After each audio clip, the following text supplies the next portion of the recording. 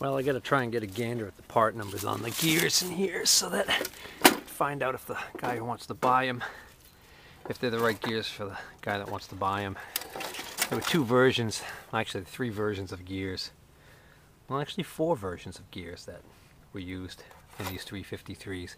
The early gears had less teeth, I believe less teeth, and then the later gears had more teeth.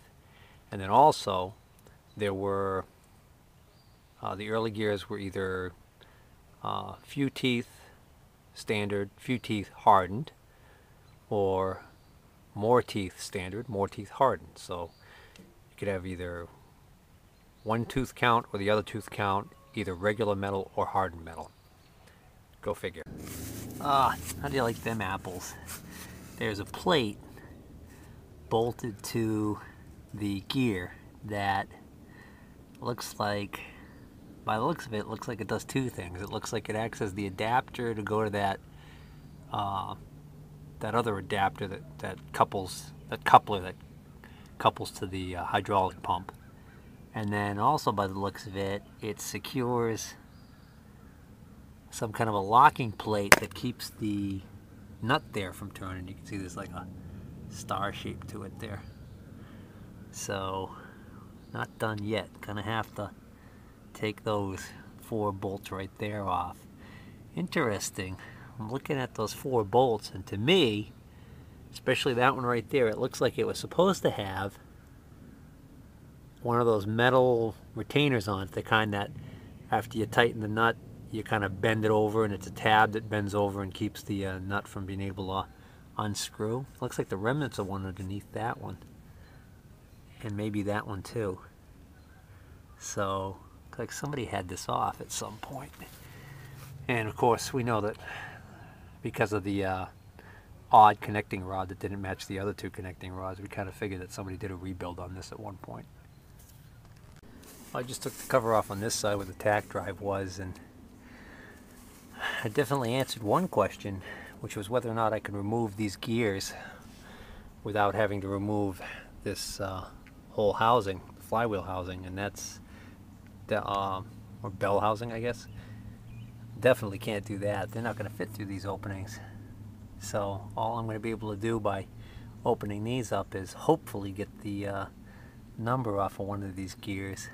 I know that if this is one of the low numbered, one of the earlier gears, then this would also have to, then the whole gear set's going to be the same. In other words, you can't obviously mesh you know, a 111 tooth, I think it is, with like a 97 tooth or something like that. So if I can just get the number off of one of these, it'll tell the whole story. And right now my odds-on favorite is going to be this side here. I'm going to take these 4 off because that's the camshaft one. That's the one I'm actually more interested in right now. This is the balance shaft. I believe the purpose of this is to help reduce vibration in the engine by counteracting the inertia of the spinning camshaft.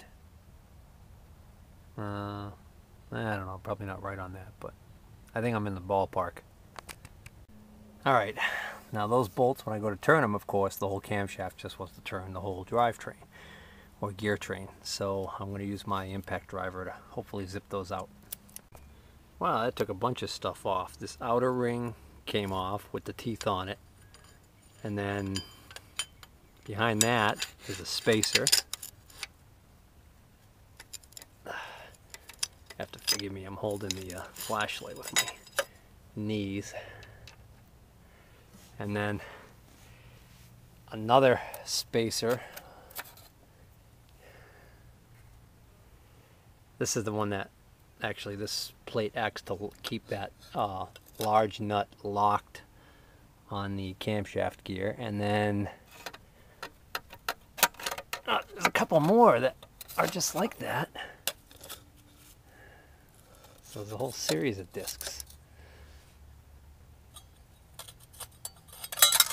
Oh, there's the last one. There we go. Alright, and now finally there. Whoops. Sorry, I wasn't holding the camera. Look at what I was doing. finally, there is the camshaft gear. Can't recognize it because it's got the holes in it. Now, does anybody else notice what I noticed, which is I don't see any numbers on it? Isn't that just peachy? Oh, what a bummer. Huh. So how am I supposed to tell which one that is? Let me go get a rag, clean it up. I don't see any numbers on there. Maybe they're on the back of the gear. That'd be a bummer. Alright. Well, since I can't get the gear out without pulling the whole housing off, I'm certainly not doing that tonight. But what I can do is, it's kind of a painstaking way to do it, but I can actually count the teeth manually and probably figure it out that way. Oh boy. Okay, I get 96 teeth.